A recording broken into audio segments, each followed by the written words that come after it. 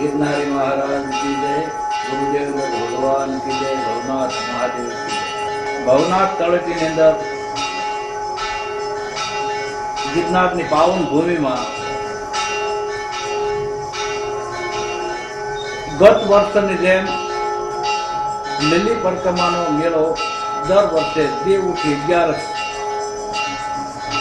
તુલસી વિવાહના દિવસે એનો પ્રારંભ થાય છે। તો યાત્રાળુઓને, જનતાને ભારતીય આશ્રમ દ્વારા શ્રદ્ધાપૂર્વક નિમંત્રણ પાઠવું છું કે આ મેળાને ભજન અને ભોજનથી તમે માણો